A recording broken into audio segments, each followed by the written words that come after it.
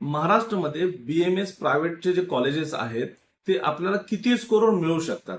एक उदाहरणार्थ, जर पहिल्या राऊंडमध्ये स्टेट कोटा 85% राऊंड मधून एखादा कॉलेज 402 स्कोरवर कट ऑफ झाला त्याचा आणि 402 शेवटच्या विद्यार्थ्यांना मिळालं, तर तोच कॉलेज मग इतर विद्यार्थ्यांना कमीत कमी किती स्कोरवर मिळायला हवं.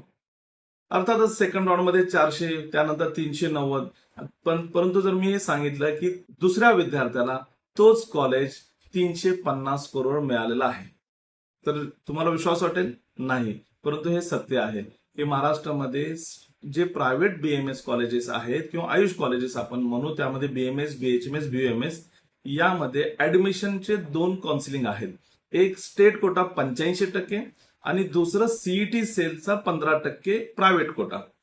ऑल इंडिया कोटाच आहे पण परंतु AA-CCCचा ऑल इंडिया कोटा नाही.